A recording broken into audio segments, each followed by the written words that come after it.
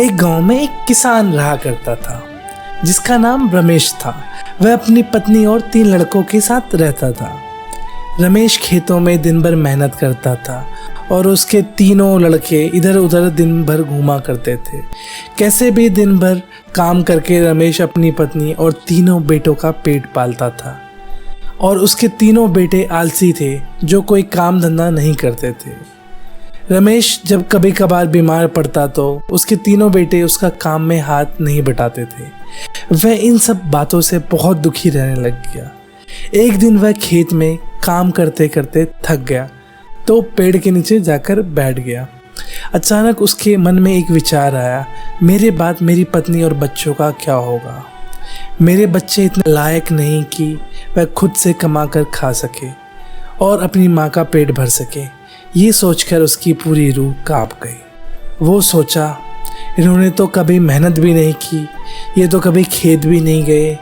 ये दुख रमेश को अंदर से खाता जा रहा था और वह एक दिन अचानक बहुत बीमार पड़ गया। रमेश की ये बीमारी थोड़ी लंबी चली, पर काफ़ी दिन तक बीमार रहने के बावजूद उसकी पत्नी उससे बोला करती थी, बच्चे हैं, धीरे धीरे काम करने लगेंगे। समय बीतता गया पर फिर भी रमेश के लड़कों ने खेत का मुंह तक नहीं देखा।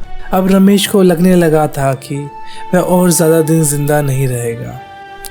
तो उसने अपनी पत्नी को बोला कि मेरे तीनों लड़कों को बुला कर लाओ, मुझे उनसे कुछ बात करनी है। पत्नी बिल्कुल वैसा ही करती है और तीनों लड़कों को बुला कर ले आती है। रमेश ने कहा, लगता है अब मैं ज़्यादा दिन जिंदा नहीं रहूँगा। रमेश को चिंता थी कि उसके जाने के बाद उसके बेटों का क्या होगा, इसलिए उसने कहा, मैंने अपने जीवन में जो कुछ भी कमाया है वह खजाना अपने खेतों के नीचे दबा रखा है। मेरे बाद तुम्हें उस खजाने को निकाल कर आपस में बांट लेना है। ये बात सुनकर तीनों लड़के खुश हो गए। कुछ समय बाद रमेश की मृत्यु हो गई। रमेश की मृत्यु के कुछ दिन बाद उसके लड़के खेत में दबा खजाना निकालने गए। उन्होंने सुबह से शाम तक सारा खेत खोद दिया, लेकिन उनको कोई भी खजाना नजर नहीं आया।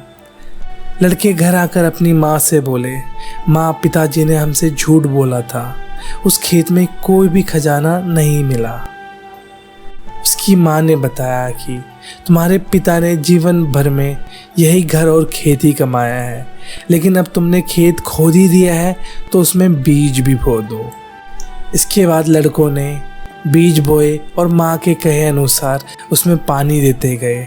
कुछ समय बाद फसल पककर तैयार हो गई, जिसको बेच लड़कों को अच्छा मुनाफा हुआ, जिसे लेकर वह अपनी माँ के पास आए। कहा, माँ, तुम्हारी मेहनत का फल है। माँ ने कहा कि तुम्हारी मेहनत ही असली खजाना है, यही तुम्हारे पिताजी तुमको समझाना चाहते थे। तो बच्चों, हमें क्या सीख मिलती है इस स्टोरी से कि हमें आलस्य को छोड़कर मेहनत करनी चाहिए। मेहनत ही इंसान की असली दौलत है।